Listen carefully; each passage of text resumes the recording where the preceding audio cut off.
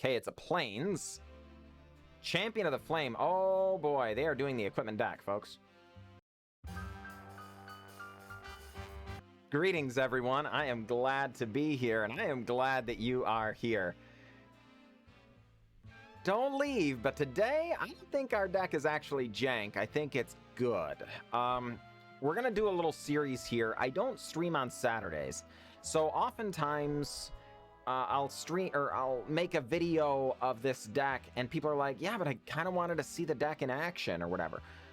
So we end up playing it throughout the week and stuff, but I don't know, it didn't feel very satisfying to me. So I thought, you know, we do have a fairly robust complement of folks who are pretty new to the game.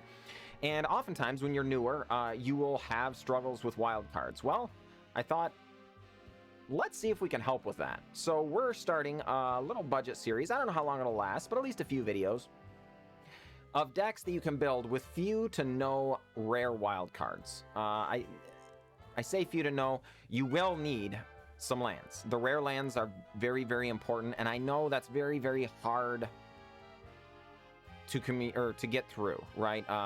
So at some point, though, that is, you're gonna have to bite the bullet and get some rare lands. But today's version has actual 0 rares outside of the lands. So uncommon, uncommon, uncommon, common, common, uncommon, uncommon, common, common, uncommon. I thought this was a common, but it might be an uncommon, I guess, and an uncommon. So this entire deck can be built and upgraded slowly over time. It is true, you can build this deck with no rares. I think the rare lands here, these Castle Embereths, are quite important to the strategy. For those that aren't familiar with Cavalcade, I'm going to give you a quick rundown so that you can understand what you're getting into before you decide to pull the trigger on the deck. Cavalcade of Calamity and Raid Bombardment serve similar purposes. It's possible in this very early budget version, you're better off with 4 and 4. I think later on you might even cut it down to something like 2 and 2, or I'm sorry, 2 and 4, or 4 and 1 even maybe, or something like that. But in the early versions, it's possible you may want as many as 4 and 4. That said, what do? Whenever a creature with power 1 or less attacks, Cavalcade of Calamity deals 1 damage to target player or planeswalker that creature is attacking. Raid Bombardment says whenever a creature you control power 2 or less attacks, Raid Bombardment deals 1 damage to the player or planeswalker that creature is attacking. So the idea is, we attack with a 1/1, and it automatically deals 1 damage before we even talk about blocks. Yes, these do stack. So if you have 2 Cavalcades or a Cavalcade and a Raid Bombardment and you attack with a 1/1, 2 damage is being dealt directly to the opponent. That is why these Castle Embereths are so stinking important. Pay 3 mana, creatures you control, and then tap this land. Creatures you control get 1/0. So you attack with a bunch of 1/1s. All the triggers go on the stack because they were power 1 or less when they attacked. Damage, damage, damage, damage, damage, damage, damage, damage, damage. Then you pump all your creatures, and now they're not 1 power creatures anymore. They're 2 power creatures, and this will end the game very, very fast. So getting this land, pretty important to your strategy. That said, all the rest of this is pretty generic stuff. A ton of 1 power creatures, right? Notably, there are Scorch Spitters. When it attacks, it deals 1 damage to target player or planeswalker it's attacking. So it basically is its own version of Cavalcade of Calamity and works with Cavalcade of Calamity. Tin Street Cadet, when it becomes blocked, create a 1/1 Goblin. So it replaces itself just 1 time, but it replaces itself. Very important. Tin Street Dodger can can't be blocked this turn by creatures, except by creatures with Defender. So basically you can pay 1 mana and give it unblockable until the end of turn. And then like Fireblade Charger, just when it dies, it deals damage somewhere, typically to the opponent's face. Satyr's Cunning gives you a repeatable way of recasting things from your graveyard should you get your opponent really low and run out of cards and things in your hand. Gives you a little bit of card advantage there. Spikefield Hazard is both just a little bit of damage but also a little bit of control. There are a ton of 1 toughness creatures that are pretty important to remove, like cobras and things like that. It also serves as a way of padding our lands just a little bit. You'll note here, we're actually on 20 normal lands, and then just these 2 Spikefield Hazards. So we can, you know, we can get by with fewer lands than you normally might, since we're just mono red. Very, very aggressive, very few larger casting cost things. But then we get to pad our land count just a little bit in case we get stuck on lands by having these 2 Spikefield Hazards to give us options. Then in the 2-drop slot, we have some Forbidden Friendships, Goblin Instigators that both create 2 creatures, then some Lightning Strike just to get blockers out of the way normally, but also can go up at the opponent's face should you get to that stage in the game. And then Annex, a very, very important card to the strategy. 3 mana, 3 toughness, but its power is equal to the devotion to red that you have. So he's always at least a 2/3 because he has 2 of his own devotion. That's the number of red symbols up in the casting cost. So if you have Annex, that's 1/2 devotion. But then you have, let's say, a Scorch Spitter that adds a 1/3, and a Tin Street Cadet. That would be, if your board was 1 Tin Street, 1 Scorch Spitter, 1 Annex, you would have 4 devotion. So Annex would be a 4/3, so can be a very large and powerful attacker. But then, more importantly, and this is the money on this card, the important thing is its ability, even more than it's a powerful attacker for its size. Whenever Annex or another non-token creature you control dies, create a 1/1 Satyr creature with this creature can't block. If the creature had 4 power or greater, create 2 of those tokens instead. So if you have Annex out and somebody kills your Tin Street Dodger and your Scorch Spitter, they are now replaced with 1/1s. Now those 1/1s can't block, but let's be honest, folks, this deck does not care about blocking. Not even a little bit.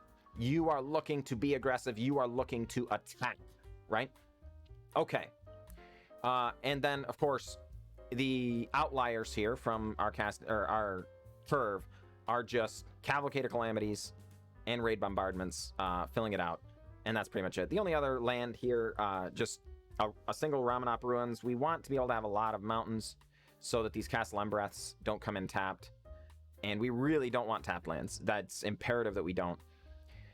But this does, you can sacrifice it later on in the game and deal 2 damage to each opponent. That doesn't seem like a lot, but if your opponent's on 2, that's a lot, right? And you can just sacrifice a land and kill your opponent. And this deck will typically excel at getting your opponent very low. And then you're like, can I finish it? And oftentimes the answer will be no, right? You will get your opponent down to 5 or less just about every single game. But whether or not you can close that final little gap is what they talk about for stabilizing and things. Okay, so we've talked about this deck, and we're going to go and play this deck. In the wrap-up, we're going to talk about other cards that you can use to upgrade the deck over time as you get more wild cards. I want to show it now for those of you good folks who are just popping in here to steal the list, which is okay. I don't have a problem with that. I would encourage you to stay for the games. We're going to have a good time. We always do. But I'm going to go over and talk about each of these changes in the context of the games we played and all that kind of thing after we actually play the games. So without further ado, let's get to some games, shall we? All right, folks. Hey, look at this. We're on the play. Yeah, we're going to keep this. Opponent appears to be mulliganing. That is also good for us. We're going to go ahead and slap down a Tin Street Cadet because that fella can just keep charging in there. Opponent has a mobilized district. Well, that's not great for us, but we're going to just not care about that, and we're going to start getting in. Folks, that's the key to playing this deck, is you have to be fearless. It doesn't matter what the opponent's doing. You turn your creatures sideways. This is bravery in the face of adversity is the name of this deck, right? We're just going to slam as many things onto the battlefield as we can, and we're going to get in as early and as often as we can. You'll note on the play here, it's turn 3. We have 4 creatures on board. They're at 14. We are getting ready to swing in for essentially 8 points of damage next turn with 2 more in our hand. Oh boy, make that 10 points of damage with 2 more in our hand. Our opponent, unless they interact, is looking at being at essentially 1 life next turn.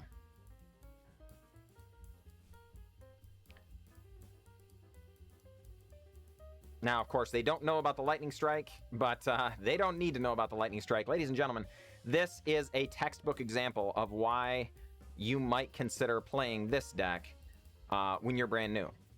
Our opponent's deck is chock full of rares and mythics, even their land-based. Look at this. Land number 1, rare. Land number 2, rare. Land number 3, rare. Now, this is... You have to buy this. It's technically like a... I think it's an uncommon, but you know what I mean. And then this, also a rare. That's the only cards we saw out of them. Our opponent is playing a very, very powerful and a very good deck. I honestly think Mono Brown is a very, very good choice in general. But we played, the cards we cast this game were common, uncommon, uncommon, uncommon, uncommon, and we were going to cast another uncommon. And our opponent just scooped it up. They recognize there is nothing I can do against this draw. And again, I'm not judging our opponent. I think they probably made the right call. Let's just go back and get in the ladder again because they don't have board sweepers and things. So against this style deck, your raw aggression can just win you a pretty significant percentage of games. So either way, good game, El Rumbero. Good game. All right, folks, we're on the play here, which is definitely where we want to be. We prefer, this particular build prefers Cavalcade over Raid Bombardment by quite a bit, honestly. But this is far too good of a hand to throw back. We're just going to go ahead and lead on Tin Street Cadet and pass the turn over to Young Maz. Good luck, Young Maz. Opponent has Valakut Stoneforge, enter tapped. Yeah, we're just going to go ahead and get down a Forbidden Friendship. We really, really want a land for this Raid Bombardment next turn. That would be very, very important for us. Opponent has a Mountain. Going to shock Tin Street Cadet. Fair enough. Damage going upstairs. Oh, what? Oh, no. That's, I was thinking the other one. Yeah, that's my fault. Well, shoot, folks. Forbidden Friendship, a pretty good draw, all things considered. But we really wanted a land. Opponent has a second shock. Yep, opponent drops to 16. Do you have mass removal, opponent? Okay, it's a Plains.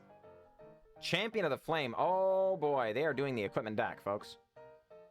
Another Raid Bombardment. No! So let's go ahead and get in.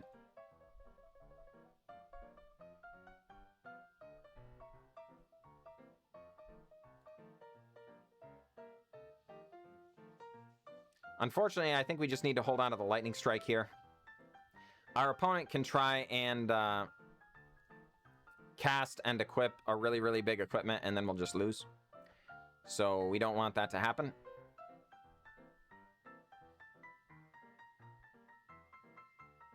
All right, Nahiri. Sure. Really wish we had drawn a land there, folks.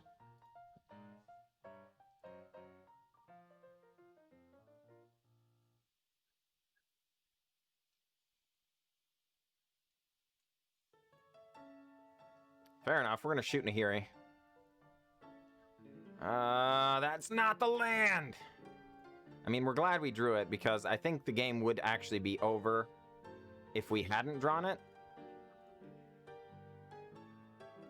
But that is not the land we were looking for, folks.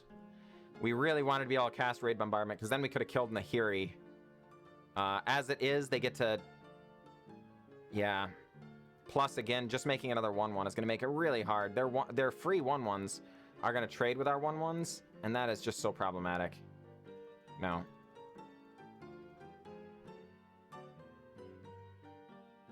Opponent goes up, makes another dude. Plays a Core Blade Master. That is problematic. Okay, well, Raid Bombardment finally able to come down.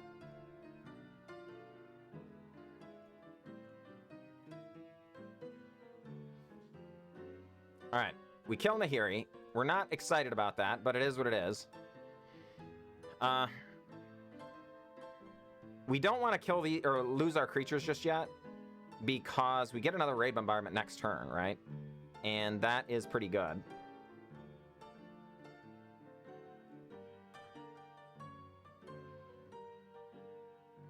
There's a Colossal Hammer.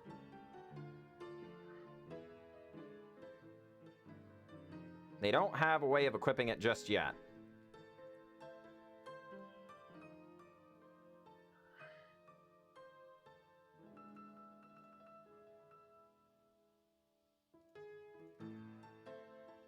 All right, so opponent gonna take 6 damage here before any actual combat damage. And the Tin Street Dodger is in fact unblockable, so they're gonna take another one here yet. We lose our creature to their core Blade Master and deal 1 more to the Champion of Flame and 1 more to their face. So we drop our opponent down to 6. Core Blade Master gets in. Do you have the instant speed way of equipping Colossus Hammer? It does not appear so. Fair enough, opponent. Do they have another shock? They've had 3 already. Okay, Fireblade Charger.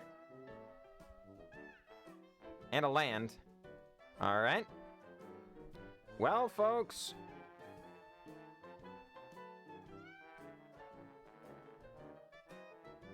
How good is their top deck is the question. Because we have them on a 2-turn clock. We are not afraid of blocking with our creatures here, so they have to be able to give it evasion and trample. Or trample, I should say. Okay, Valakut Awakening. Draws a card. And Young Maz concedes. Indeed, folks. So for those who are curious, even if they had been able to equip the hammer now, we were going to just be able to block and block, because the Tin Street Dodger being unblockable means that going to deal 2 damage here and 1 damage from here. So just the Tin Street Dodger alone is lethal. So if they are able to do that, then, or we would just block with these 2. We would not block the others, because they aren't, you know, yeah. Or I guess we would have to, wouldn't we? Yeah. Well, I guess we would have had to block with all of them, so they would have had to be able to handle Tin Street Dodger. But if they have a way to equip the Colossus Hammer to make us potentially lose, they wouldn't be able to handle Tin Street Dodger. If they did happen to have, you know, a way of handling Tin Street Dodger, it would be annoying, but we would be able to really kind of get there over the course of the game, since they were down to 3. So I think our opponent obviously didn't have it, so they lose. And GG. All right, ladies and gentlemen, here we are up against Satyr. Good luck, Satyr, and we're snap keeping this hand. No question about it. We're going to lead on a mountain and a Tin Street Dodger. Going to attack for 1 on turn 1. That's exactly where you want to be with this deck. Next turn, we're going to go ahead and get down, I guess,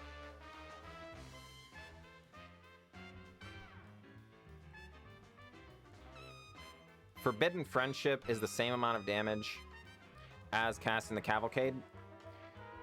And since our opponent led on planes, they're less likely to have a counterspell here, so I think we would rather just get the creatures down. If they did go blue land and now they have negate, which, you know, so far that's the case, not great. But if they do negate the Cavalcade, we already have 3 power and toughness in play. That's a lot of damage, right? So, as it happens, our opponent did not yet have a counterspell. They have a Revitalize, though. Holy crud, that's a really powerful card against our deck. Gain 3 life, draw a card. But that only takes them back up to 20.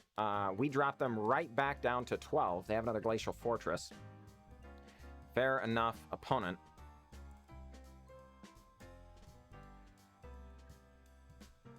All right, so let's go ahead and attack, see if our opponent has any interactions for combat.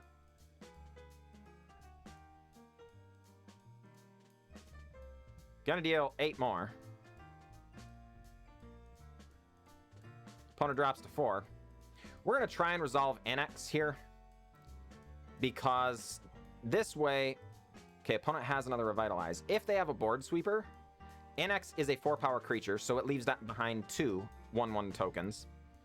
And each of these Tin Street Dodgers, when they die, are real creatures, so they will each leave behind a 1/1 token. So if our opponent just has Destroy...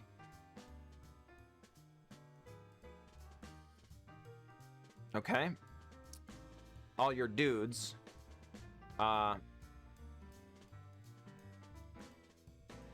then we would still potentially have lethal. It turns out our opponent had a Radiant Fountain to bring themselves to a life total where they don't die here, which is really unfortunate. But we're not going to cast our Goblin Instigators just in case our opponent has Board Sweeper, so that we can recover from the Board Sweeper. Okay, wow, they don't appear to have a Board Sweeper.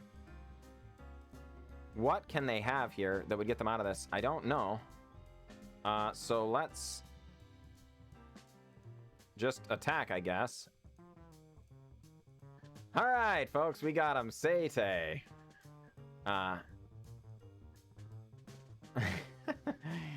GG, Satyr, GG.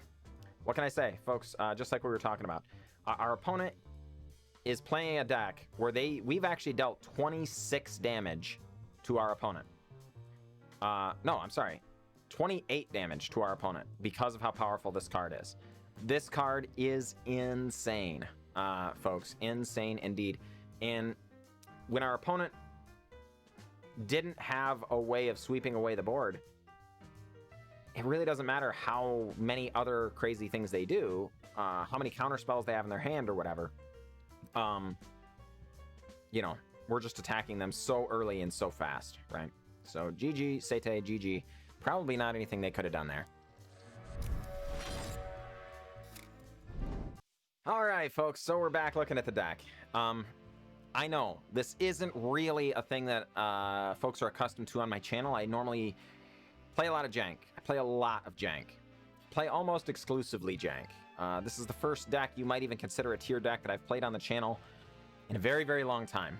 I think it's important to help out new players. I was talking in the early game, or in the pregame, about how important these Castle Embereths are. You saw them on the battlefield, but you never saw me activate one. In all 5 games, I never activated a single one. So, do not be afraid of building this deck without them. But I would honestly really recommend it, because it does come up more often than one might expect when you're flooding out. And let's face it, sometimes you'll get stuck on lands and not draw the number of lands you need. But other times, you're just going to keep drawing lands and you're like, oh my gosh, we were so close. The reason this is so important is if you give a 5/5 +1, that is 20% more power and toughness. That's good. You now have a 6/6. You're happy about that. A 6/6 is better than a 5/5. But if you give a 1/1, +1/+1, you give it 100% more power and toughness. So in this case, it's only giving 1/0. Your creatures aren't more resilient. They're still likely to die. But if you're attacking with 3 or 4 1/1s, they're going to take 3 or 4 damage. That's a scary prospect when they're already down to 8 or 9 life or something. But if you're attacking with 3 or 4 2/1s and they're at 8 or 9 life, holy crud, they're in emergency mode immediately. And one of the places this deck will struggle is whatever cards you have in hand are the cards you have, darn it, right? That's what you got, and that's all you got. And then once you start drawing cards off the top, hopefully you draw what you need, but you have no control over that. So oftentimes in games that don't go quite the way you plan, or maybe the opponent has just the right answers and maybe they sweep your board and things like that, and you're just like, I'm so close, please, I'm so close, right? This will get you there.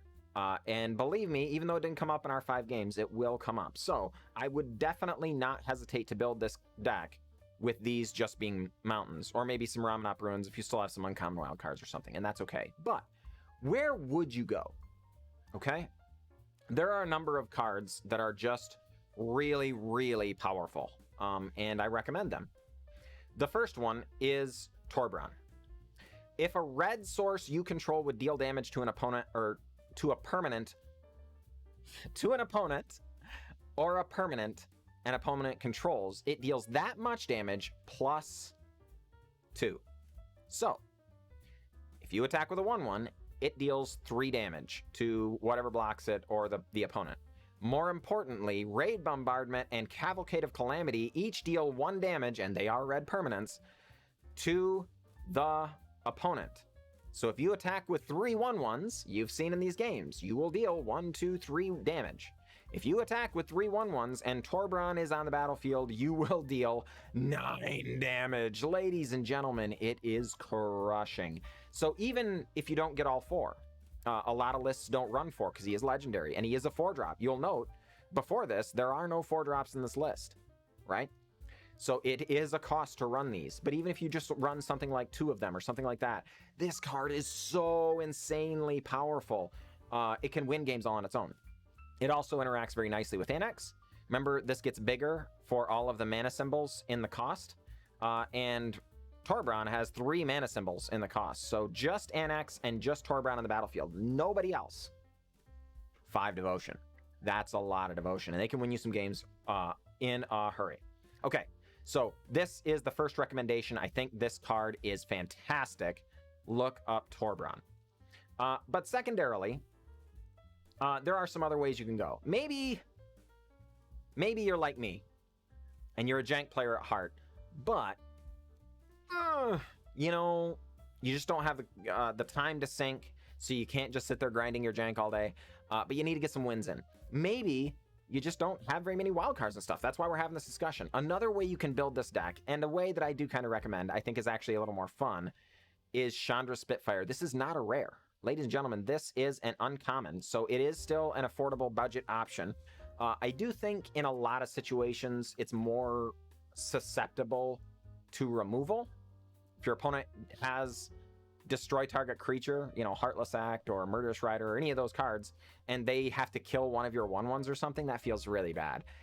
Killing Chandra Spitfire gives them a really legitimate target. Here's the key. Whenever an opponent is dealt non-combat damage, Chandra Spitfire gets +3/+0 until the end of turn. It is a 1/3. So, if it's just Chandra Spitfire and either Raid Bombardment or Cavalcade, when Chandra Spitfire attacks as a 1-power creature, they will trigger, dealing 1 damage to the opponent's face. Non-combat damage to the opponent's face. Chandra Spitfire grows up to a 4/3. Ladies and gentlemen.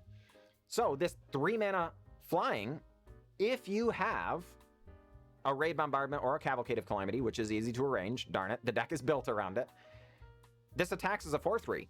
Justified. That's a great card, a really great card, right? But non-combat damage, folks. So, if you attack with, let's say, a Tin Street Dodger and one of the Forbidden Friendship tokens and the Chandra Spitfire, they all attack at once. So she is still a 1/3 when she declares attackers. So it will deal 1, 2, 3 damage to the opponent, non-combat damage. That is 3 separate instances of non-combat damage. Chandra Spitfire goes to a 10/3, flying, attacking. That's a scary proposition and a lot of fun. It can really take this to the next level of enjoyment. For those of you who just like trying to put together little janky machinations and stuff like that, I can relate to that. Like I say, it does give the deck a few more weaknesses, does slow it down just a little bit because this doesn't have haste or anything. And you saw in some of those games where just on turn 3, we're just attacking with 1,000,000 creatures, right? So I think that it isn't so much an upgrade as a side grade. It makes the deck do something different and a cool thing, though. So I do think it's pretty awesome, and I do recommend it for those of you trying to do some interesting stuff. There are a few other ones here, notably Fervent Champion. I think this card, when you can get it, is just a strict upgrade. 1/1 haste first strike. Whenever it attacks, another target attacking knight you control gets +1/+0 until the end of turn. You will note, we don't have any other knights, so it only plays well with itself. There literally are no other knights. This is just a 1/1 first strike haste if you have one of them. It will never do anything else. Now, admittedly, it could be worse, like the Fireblade Charger does a little different, but not much different. It's not great or whatever. But if you can have access to 4 of these, they are insane. Some of the time, when you put cards in the deck, you will draw more than one of them. And the games where you draw 2 Fervent Champions are just absolutely bonkers. Turn 1, you attack with a Fervent Champion. Turn 2, you cast Fervent Champion and some other 1-drop, doesn't matter. You attack with 2 Fervent Champions. They give each other +1/+0. You're attacking with 2 2/1 first strikes on turn 2. Your opponent is now down to 15. If you're on the play, they have a land in play, right? They haven't done anything yet, and they're on 15 life already. You've already done 5 to their face. But more importantly, they still trigger Cavalcade of Calamity or Raid Bombardment because they're 1-power creatures, and they give another attacking knight +1/+0 on attack declaration. So all of these triggers still go on the stack, including theirs. So they get to attack as a larger creature and still do all the extra damage that you want them to do. So notably though, the first strike really matters when you have multiples, because normally if there's a 2-power creature or a 2 toughness creature out, even just a 1/2, they block all your creatures very fervently or very easily, and you just get to kill them. But with the Fervent Champions, your Fervent Champion being a 2-power creature, they don't trade anymore. Your Fervent Champion gets to just attack through them, and just even that extra couple of damage can often be the difference between victory and defeat. So very, very important cards, but really only important if you can spare all 4 rare wild cards for them. You'll notice a few others here. Grim Lavamancer is a card as you upgrade more towards maybe a burn style package. Very, very good. Soulscar Mage, if you have more burn in your deck, likewise. If a source you control would deal non-combat damage to a creature an opponent controls, put that many -1/-1 counters on it instead. So if you end up maybe pulling some of these other cards, maybe going a different direction instead of Raid Bombardment and Cavalcade of Calamity over time, and just adding more Bone Crusher Giants because they're a rare, more shocks, things like that, then that can be a possible direction. Weaponize the monsters. You can pay extra mana and sacrifice it to deal damage anywhere, so you can get down a whole board of creatures and then throw those creatures at the opponent's face. I personally don't prefer this as much, but it is a viable strategy. Ginger Brute is another card that a lot of people really like. It's actually pretty good in the mirror if you are against another mono red deck. Just being able to sacrifice Ginger Brute to gain life is good, but it's a 1/1 haste, so it's only just so bad. It also has pseudo unblockable, can't be blocked except by creatures with haste. So in the same way that Tin Street Dodger has pseudo unblockability, this can have pseudo unblockability. I went with the Fireblade Charger route and the Satyr's Cunning route, but this is a very defensible pick. Like I say, Bone Crusher Giant's just very, very good, versatile removal, as well as also being a 4/3, very powerful.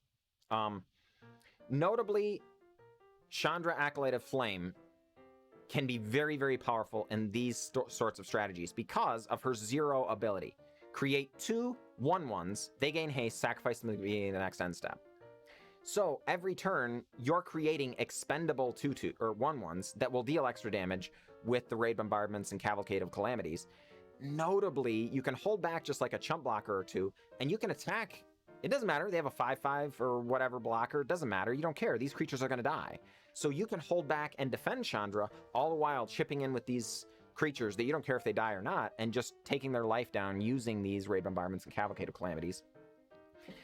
In that same way, there is... where are we? Here we go. Hellrider. Whenever a creature you control attacks, Hellrider deals 1 damage to target player or planeswalker it's attacking. That's right, ladies and gentlemen, Hellrider is just 4 more copies of Raid Bombardment and Cavalcade of Calamity. It is notably a 3/3 haste. Nobody sees this coming. Nobody sees it coming. Holy cow. By the time this is coming down, oftentimes your opponent's in emergency mode anyway. They're at 6 life and they're terrified or whatever, right? It triggers itself. It does not care about the power and toughness. It triggers itself, folks. So when it attacks, it deals that damage right away. Then all of the creatures that attack alongside it also deal that damage. So if you have a Cavalcade down, just 1, and you attack with a few of these creatures, cast a Hellrider, attack with a few of these creatures, they're doing monstrous amounts of damage pre-blocks, right? Pre-combat damage. And it really can tax your opponent's life total a lot. Again, a rare, so worth considering. The only cards we've got here are a couple of Goblin options. Chain Whirler, notably. When it enters, deal 1 damage to each opponent and each creature or planeswalker they control. So it gets a little bit of damage through there. It is first strike. Very, very strong option, particularly if you're heading towards a more mono-red style thing. Because like things like Soulscar Mage, if a source you control would deal non-combat damage to a creature an opponent controls, put that many -1/-1 counters on it. Soulscar Mage is out. And then you... please forgive me. And then you cast a Goblin Chain Whirler. Suddenly, it puts a -1/-1 counter on each creature the opponent controls, right? That can be just a crazy, crazy powerful advantage for you to have. Again, I don't really feel like it fits so much with a Cavalcade of Calamity theme, but as you maybe transition out of that to some other mono-red deal where there's, you know, you're using a lot more rares, a fine strategy. Also, Goblin Gathering, create a number of 1/1 red Goblin creature tokens equal to 2 plus the number of cards named Goblin Gathering in your graveyard. So the first one you cast is a 3-mana create 2 1/1s. The next one is a 3-mana create 4. Or I'm sorry, yeah. Math. It's hard. Create a lot of goblins, right? I don't play mono red, so I don't do math. You know, mono red counts, or you're supposed to count, right, to 20. Notably, another card here, Legion Warboss, creates expendable 1/1s. They don't go away at the end of the turn, but at the beginning of combat, you create a 1/1 that has to attack this turn. So if you have lots of Cavalcades and Raid Bombardments down, Legion Warboss can give you an army of creatures all on its own. So lots of different ways you can build this deck. That's why I wanted to play this one first on the budget series, is it can be constructed first with actual 0 rares. And as you can see, we had a positive win rate with it. We won more games than we lost with it. That means you can climb all the way up to Mythic with it if you want. And the more games you play with it, the more familiar you get with it, the better you will be. Also, the more wild cards you unlock, the better you will, you know, the more powerful your deck will get, the better you will do, right? So, that said, I understand this isn't everybody's cup of tea, so this is not going to be a thing we're going to do on the channel all the time, but I want to do something different here for Saturdays. Give you guys some, you know, extra bonus content. So we're trying this new thing out. Let me know how you feel down in the comments. I do want to talk about Twitch real quick. I have a Twitch channel. I stream six nights a week. I'm typically very, very consistent. This week has been a little less so. I had a death in the family and things have been a little hard on us here. But I really appreciate everybody sticking around and everybody's support. It means a lot to the family and to myself. So the fact that you're still here and listening to me rambling, I really appreciate it. I know a lot of the time this deck might not appeal to a lot of my crowd because we do a lot of janky stuff. So if you're here, that means you care, and I appreciate that.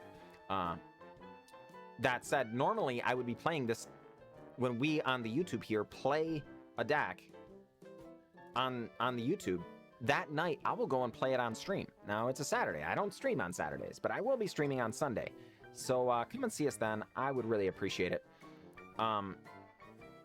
So that said, let me know how you feel down in the comments. Let me know if I missed something. You know, I don't play enough mono red. Maybe there's some card in here that, you know, just really stands out to you as, holy cow, you should be playing this card. And, you know, like, I know one of our regular CTB might have some real good input for us here. And just let me know down in the comments how you might change the deck, how you might alter it, how you know, lay out a path that you would take to upgrade it and everything. I appreciate all that stuff. And understand, it's not even just that you're helping me, but you would be helping all the new players that might come in and visit this to see how to build their decks in a way that can get some wins, whether or not they're fond of the archetype or not, right?